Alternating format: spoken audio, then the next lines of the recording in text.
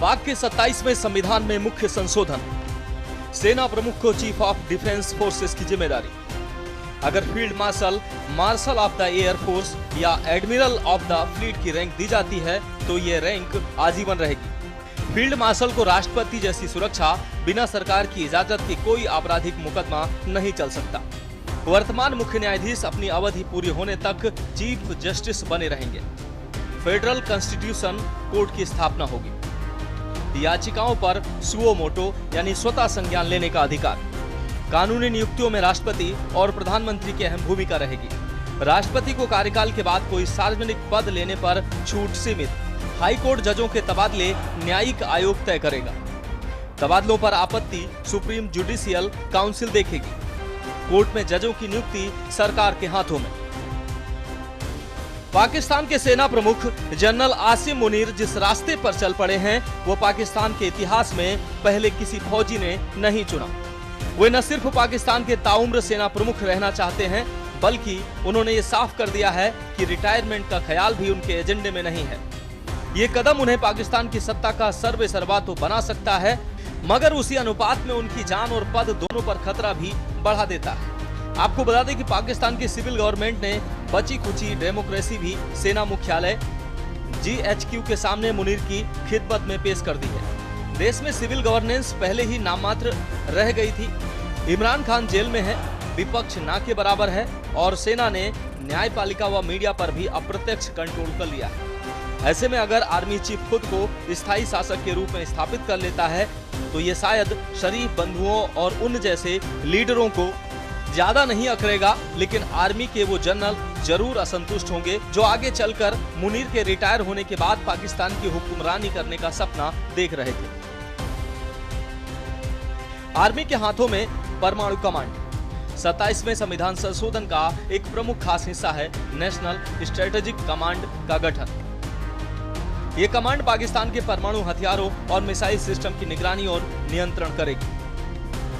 अब तक ये जिम्मेदारी नेशनल कमांड अथॉरिटी के पास थी जिसकी अध्यक्षता प्रधानमंत्री करते थे।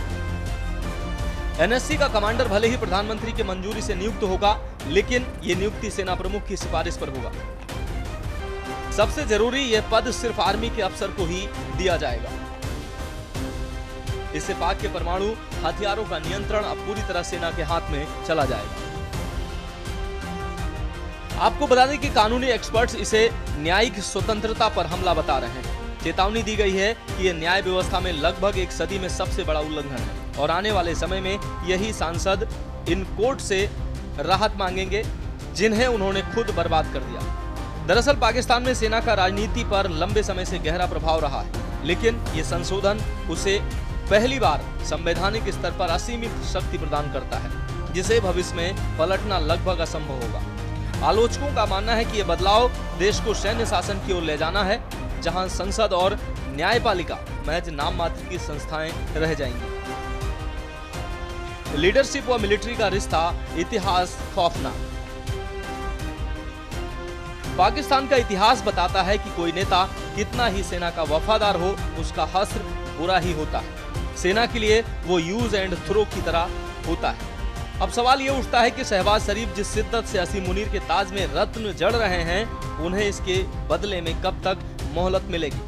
पाकिस्तान की राजनीति में सिविल लीडरशिप और मिलिट्री का रिश्ता हमेशा से पेचीदा रहा है। हर दौर में दोनों महकमों ने शुरुआत तो बहुत दोस्ताना ढंग से की, लेकिन जैसे ही संबंध बिगड़ते हैं और गाड़ी पटरी से उतरती है, सिविल लीडरशिप जेल में होती है या देश से बाहर निकाल दी जाती है और तकदीर बहुत खराब रही तो मारी भी जाती है। शहबाज शरीफ की सरकार मजबूत से मजबूत होती जा रही है क्योंकि वो सेना प्रमुख आसिम मुनीर के हुजूर में वो सब देते जा रहे हैं जिसका अब तक के फौजी हुक्मरान सपना ही देखते रहे। लेकिन अब पाकिस्तान में ही इस बात का मंथन शुरू हो गया है और पूछा जा रहा है कि ये रिश्ता कब तक कायम रहेगा। बहरहाल हाल फिलहाल में पाकिस्तान की राजनीति पर नजर रखने वाले इस घटनाक्रम को आश्चर्यजनक नहीं मानना है क्योंकि पाकिस्तान के लोकतंत्र की चमक के नीचे सेना के प्रभाव की गहरी छाया हमेशा मौजूद रही है। आपको बता दें कि भाड़े पर दूसरों की लड़ाई लड़ने वाली पाकिस्तानी सेना ने किसी तरह से अपना पेशेवर आर्मी का अस्तित्व कायम रखा है। बहरहाल सेना प्रमुख आसिम मुनीर के नेतृत्व में ये निशान भी मिट रहे हैं। क्योंकि पाकिस्तानी सेना देश या जनता के लिए नहीं बल्कि इस्लाम के लिए लड़ने वाली लश्कर में तब्दील हो रही है। पाकिस्तानी सेना का एक मजहबी शक्ति में रूपांतरण ऐसे समय में हो रहा है जब मुनीर संवैधानिक रूप से पिछले दरवाजे से सत्ता पर अपनी पकड़ को मजबूत कर रहे हैं। देखा जाए तो जनरल आसिम मुनीर की स्थिति अब एक ऐसे राजा की तरह हो गई है जिसे अपनी ही तलवार की धार पर बैठने का फैसला किया हो। पाकिस्तान का इतिहास लंबे समय तक सत्ता नशीन रहे दो जनरलों के दर्दनाक अंत की गवाही देता है। 10 साल राष्ट्रपति रहे जनरल जियाउल हक जैसे तानाशाह, जिन्होंने इस्लामीकरण के नाम पर पूरे देश की सियासत को हिलाकर रख दिया था। एक विमान दुर्घटना में मारे गए, वो हादसा अब तक रहस्य बना हुआ है। वहीं परवेज मुशर्रफ, जिन्होंने खुद प्रधानमंत्री नवाज शरीफ को अपदस्थ कर सत्ता हथियाई थी और 8 साल तक सत्ता पर काबिज रहे, लेकिन अंत में दुबई में गुमनामी और बीमारियों के बीच मौत के हवाले हो गए। इन दोनों जनरलों का अंजाम पाकिस्तान के हर सैनिक को याद है। वे जानते हैं कि जिस कुर्सी ने उन्हें ताकत दी है वही उनके पतन की वजह बनी, लेकिन मुनीर फिलहाल इससे बेपरवाह है। स्पेशल डेस्क के न्यूज़ इंडिया।